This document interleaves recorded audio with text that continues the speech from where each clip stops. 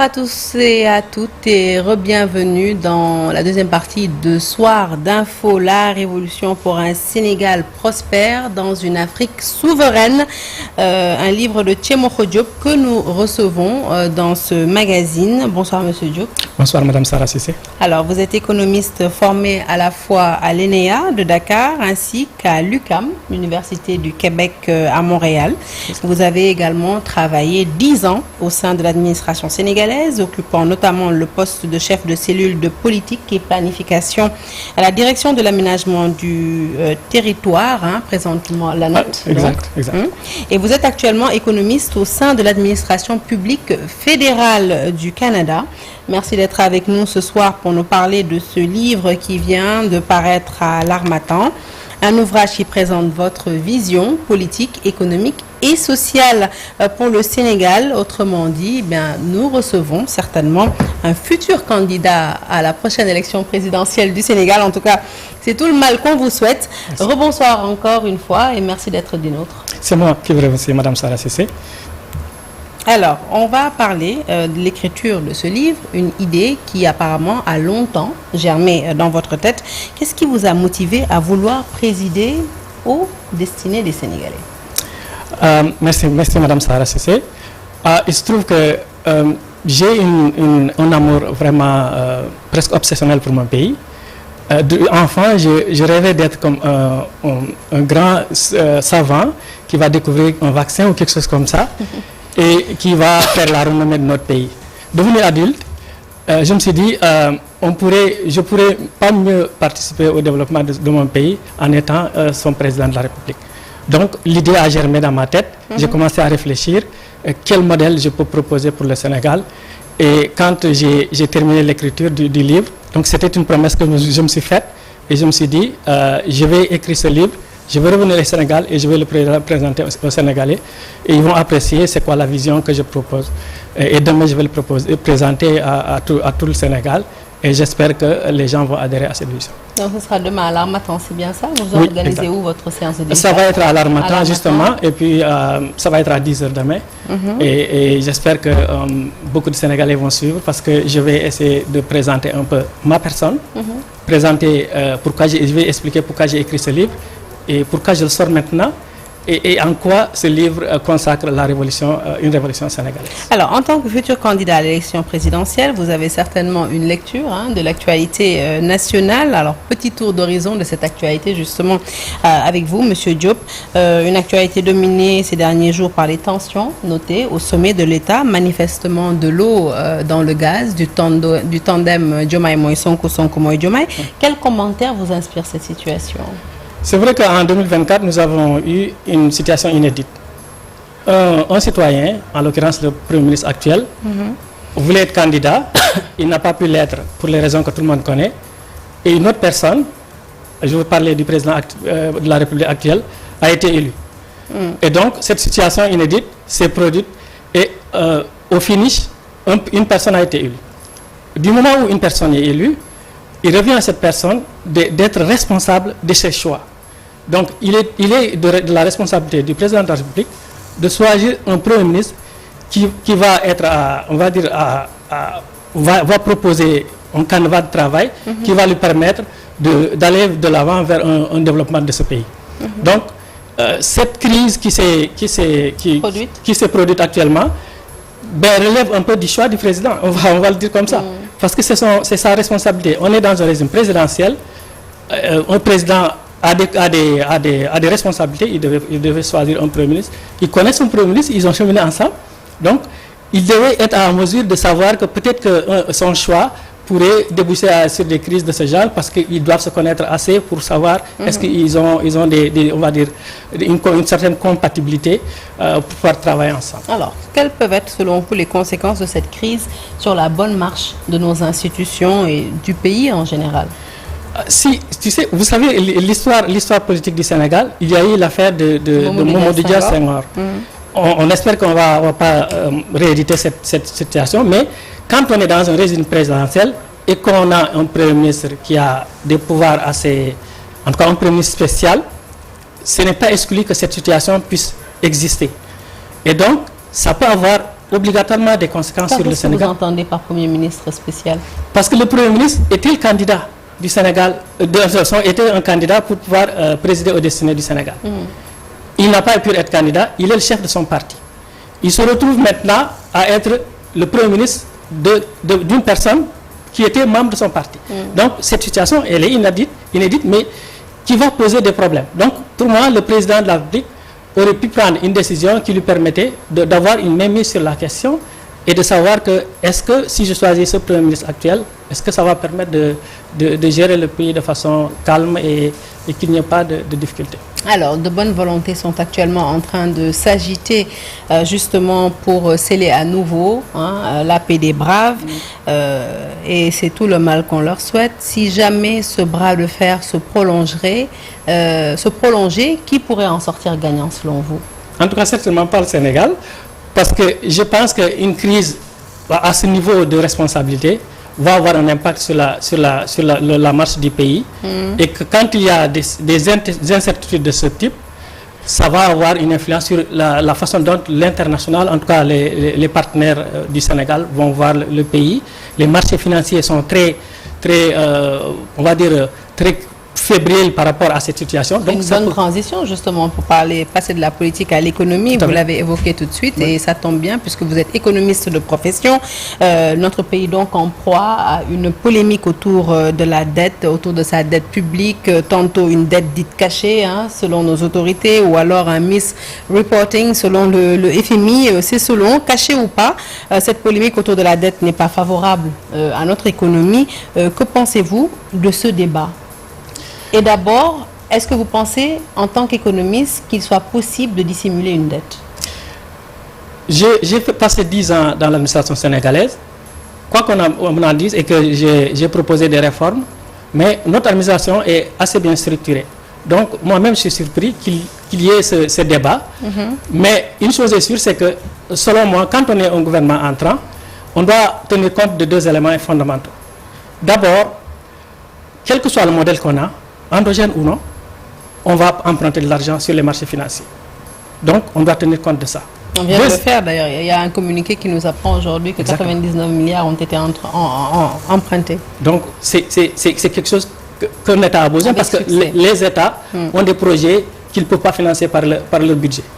Deuxième élément, les notes de crédit. La cote de crédit d'un pays est importante quand on est sur le marché financier pour faire des prêts. Donc, ces deux éléments sont très importants pour un pays. Quelle que soit la décision qu'un gouvernement entrant veut prendre, il doit tenir compte de ces deux éléments. Parce qu'ils vont impacter la suite des choses. Et puis on est arrivé à un niveau où on est presque dans une crise économique et financière actuellement. Et ça, avec une note dégradée au moins. Exactement, parce que le marché financier est très fébrile et regarde beaucoup ces questions-là. Dès qu'on parle de ces questions, s'il n'y a pas de confiance, ces agences qui sont des structures souveraines vont réagir et souvent ce n'est pas en faveur du pays. Alors, est-ce que selon vous, le Sénégal doit accepter, c'est l'une des solutions préconisées parmi tant d'autres par le FMI, mais est-ce que vous pensez que le Sénégal devrait accepter la restructuration de sa dette comme le préconise le Fonds monétaire international? Oui, selon moi, de toute façon, cette situation elle est là, donc il va falloir trouver une solution. Le gouvernement actuel a choisi en tout cas cette démarche de parler de dette cachée, ainsi de suite. Donc, il va falloir que ce gouvernement trouve une solution pour nous sortir de là. C'est sa responsabilité parce que ce gouvernement a décidé, on va dire, de faire de la transparence qui est discutable. Une des solutions pour nous sortir de ce gouffre financier dans lequel le pays est, c'est le fameux plan de redressement économique proposé par le chef du gouvernement, Ousmane Sonko. Vous pensez quoi de ce plan? Moi, de toute façon, après on va certainement parler de ça, du modèle que je propose. Moi, je pense que le plan de redressement, il est obligé, en tout cas, d'essayer de trouver une solution. Pour moi, le gouvernement aurait pu gérer la question de la dette de façon plus stratégique. Il aurait pu proposer, créer en tout cas un débat national sur la question en disant, moi, je veux mettre telle ou telle chose dans la dette. D'autres vont dire non, parce que dans d'autres pays, toutes ces questions-là ne sont pas dans la dette publique. Donc c'est une question discutable. Et moi, je pense que je ne vois pas l'utilité d'essayer de gonfler une dette. Parce que après, ça va avoir un impact sur le ratio PIB, dette PIB. Et ce ratio, il est tenu, les agences de notation tiennent compte de tout cela. Donc, puisqu'on est arrivé à ce stade-là, il va falloir que le gouvernement trouve là, parce qu'ils ont été élus pour ça, pour nous trouver des solutions. Ils ont choisi cette transparence, entre guillemets, parce que selon moi, une démarche de transparence doit avoir un impact positif sur la marche du pays. Moi, je ne pense pas que ces décisions qui ont été prises, qui ont amené cette crise économique et financière, en tout cas pas à moyen et à court et moyen terme, avoir un impact positif sur la marche. Alors, retour sur votre ouvrage, parce que dans cet ouvrage, vous présentez tout de même des modèles économiques qui visent à inspirer le peuple sénégalais. Est-ce que vous pouvez nous parler justement et parler à ce peuple qui vous écoute à travers la télévision Futur Média des modèles économiques que vous préconisez? Ok. Ce que je propose, c'est un modèle endogène qui a, on va dire, environ deux piliers. Le premier pilier, ce sont les régions économiques du Sénégal que je propose. Il y aura 7 régions économiques. Ces régions économiques seront basées sur les potentialités économiques qui ont été détectées par le plan d'aménagement et de développement du territoire qui a été approuvé en 2020. Il y a des vocations pour chaque région. Donc, je me base sur ces vocations-là pour pouvoir développer une approche filière qui va permettre à chaque région de développer son potentiel. Vous proposez 7 régions. Cette région économique, avec à l'intérieur de chaque région, entre 1 ou 3 régions administratives qui vont former les régions économiques, parce que les régions économiques sont des entités géographiques qui sont économiquement viables et qui sont géographiquement cohérentes et qui vont permettre d'impulser un développement régional fort et qui va avoir un impact sur l'économie du Sénégal. Des régions économiques comme la Casamance, qui regrouperait Kolda, Sédhiou, Ziguinchor, le centre du Sénégal, Diourbel, Louga, Dakar, Dakar, Saint-Louis, Matam, la région, Dakar reste Dakar, la région du fleuve avec Matam et Saint-Louis, le Sénégal oriental, ce serait Tamba, Kounda et Kédougou, le Sine Saloum, bassin arachidier, donc avec Kaolack, Fatick et Kaffrine, et la région de Thiès, c'est bien ça. C'est exactement ça. Le deuxième pilier, ça va être l'Agence sénégalaise pour l'investissement et le développement industriel. Cette agence va regrouper une dizaine de structures de financement actuellement au Sénégal, dont l'APIX, l'ADER, les différents fonds qui sont là, et qui va avoir, je vais créer une agence importante qui va regrouper toutes ces structures et qui va être dotée d'un financement de 5 000 milliards sur 5 ans. Cette agence va travailler avec les régions économiques pour pouvoir impulser un développement des filières en finançant toutes les entreprises qui vont être autour des filières. Parce que ce que je veux, c'est qu'il y ait des entreprises sénégalaises au début du système. Parce que ça ne demandera pas beaucoup on va dire de compétences, de technologies. Et puis il y a un programme qui va être administré aussi par l'Agence sénégalaise de développement industriel, AZIDI, qui s'appelle le retour des compétences au pays, qui va permettre aux gens de la diaspora qui travaillent un peu dans les usines ou qui sont diplômés de venir participer à l'industrialisation. Donc je pense qu'il faut avoir un système industriel avec une forte main-d'œuvre qui va permettre un peu de développer l'économie du Sénégal. Alors, en tout cas, de nombreuses solutions préconisées à travers votre livre. Là, on a parlé un peu d'économie. On revient à la politique parce que, également, dans ce domaine, vous proposez un régime présidentiel avec un équilibre des pouvoirs, exécutifs, législatifs et judiciaires. Selon vous, eh bien, ces équilibres permettraient à l'avenir de nous éviter ce qu'on constate actuellement, des dualités au sommet de l'État.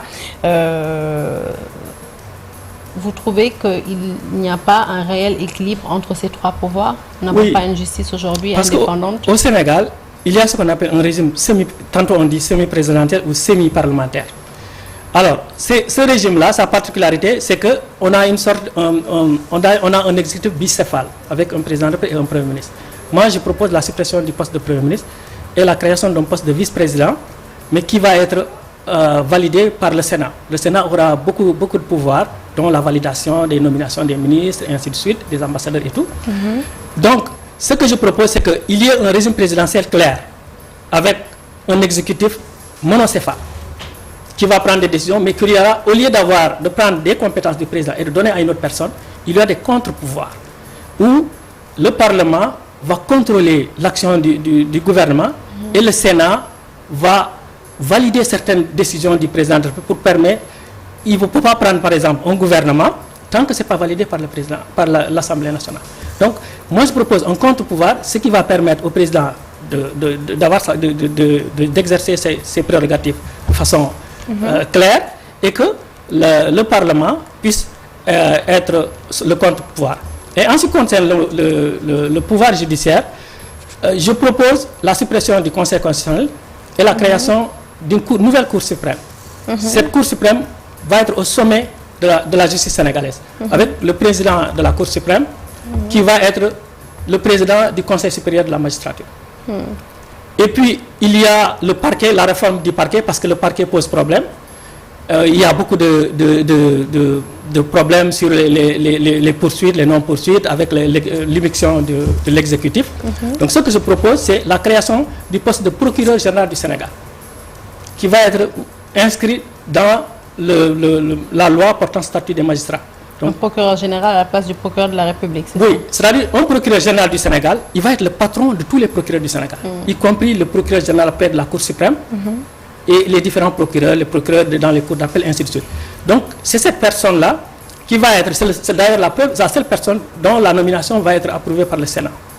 Donc, quand elle sera nommée, cette personne, pour un mandat unique de 5 à 7 ans, 6 à 7 ans, qui va être après approuvé par les experts.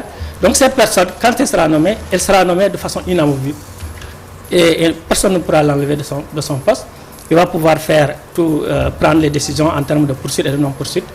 Et voilà, c'est ça que je propose pour le judiciaire. Alors, vous dites à la page 26 de votre livre, le Sénégal autonome que nous appelons de notre vœu implique un civisme de type nouveau. Si nous voulons décider par nous-mêmes et pour nous-mêmes, nous devons être généreux dans l'effort et être portés en tout temps vers l'atteinte de résultats, même si certains de nos compatriotes ne rechignent pas à la tâche ou ont une conscience professionnelle élevée. Plusieurs d'entre eux sont en revanche adeptes du minimum syndical. Vous estimez que les Sénégalais ne travaillent pas assez, M. Diop? Ce que je dis, c'est que le Sénégal veut atteindre le niveau des pays avancés. Ça prend du travail. Beaucoup de travail. Je dis, même si on travaille assez ou on travaille beaucoup, on doit travailler plus si on va atteindre, on doit rattraper les autres. Donc c'est ça que je dis.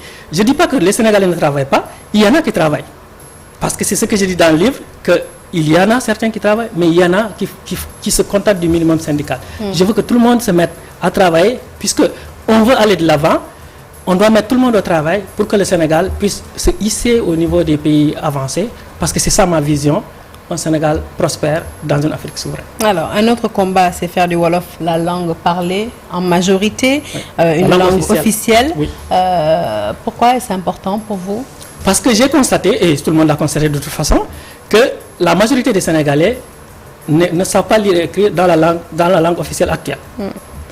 Mais plusieurs personnes peuvent parler le Wolof. Et donc, si on veut que la majorité de la population sénégalaise puisse contribuer au développement du pays, il faut qu'on ait la langue Wolof, langue officielle. Ça va être l'occasion, parce qu'on va prendre ici une loi qui va instaurer le bilinguisme au Sénégal. Ça veut dire quoi? C'est que si on parle et on écrit en français, on va parler et écrire en Wolof. Donc, il y aura de la documentation en Wolof, ce qui va permettre, parce que je propose ici une façon, dans l'école primaire et dans les écoles supérieures, le Wolof va être enseigné, mais les personnes âgées qui n'ont pas accès à l'école, il y aura des écoles de formation pour permettre aux gens de pouvoir lire en Wolof. Donc ils vont pouvoir accéder à la documentation. En Wolof, ce qui existe déjà. Et ils vont, mais on va le généraliser pour permettre à la majorité des Sénégalais de pouvoir accéder à ces documents et de donner leur avis. Et ça va booster. De se sentir beaucoup plus impliqué dans le parce développement. Que ça se fait en Afrique de l'Est. Pour moi, tout ce qui se fait dans un autre pays, on peut le faire au Sénégal. Alors, c'est une bonne transition pour parler justement de l'Afrique, parce que je rappelle le titre du livre, c'est La Révolution pour un Sénégal prospère dans une Afrique souveraine, et vous consacrez d'ailleurs une bonne partie de votre ouvrage au développement du continent, au moment où de nombreux pays africains sont ravagés par des conflits latents, que la CEDEAO est de plus en plus remise en cause. Vous, Thiemokho Diop, vous plaidez la Fédération des États d'Afrique. Okay. Oui, j'ai analysé beaucoup l'histoire de l'Union africaine. Je suis parti, j'ai constaté que depuis Kwame Nkrumah, il voulait l'unité africaine, mais lui, il met de l'avant l'unité politique avant l'unité économique. Ça n'a pas marché. Alors j'ai dit, pourquoi ça n'a pas marché? J'ai fait des recherches et je me suis rendu compte qu'il y avait des pays qui étaient certainement favorables à l'Union africaine, mais ils n'étaient pas convaincus. J'en ai conclu que, certainement, si on avait un modèle économique à côté du modèle politique, certainement, ça aurait été plus convaincant. C'est pourquoi moi, j'ai proposé un modèle économique. D'ailleurs, je le dis dans le livre, l'économie et la politique, main dans la main, pour l'Afrique unie. Donc, ce que je propose, c'est une initiative que j'ai appelée l'Afrique fabrique pour l'Afrique. C'est que je propose qu'on divise l'Afrique en zones économiques spécialisées. Par exemple, si on veut fabriquer des voitures, on dit par exemple l'Afrique de l'Est ou l'Afrique australe est plus outillée, elle s'occupera de fabriquer des voitures. Mais chaque pays individuellement, par exemple le Sénégal a du fer. Le Sénégal va travailler pour extraire le fer, pour faire les premières transformations du fer vers l'acier, qui est utilisé pour la voiture.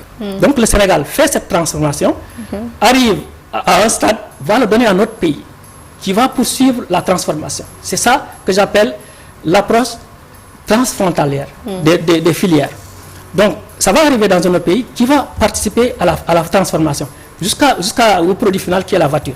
Donc ce que je dis, c'est que l'Afrique peut avoir l'autonomie industrielle, qui est la mère de l'autonomie économique, qui elle-même va contribuer à l'autonomie tout court.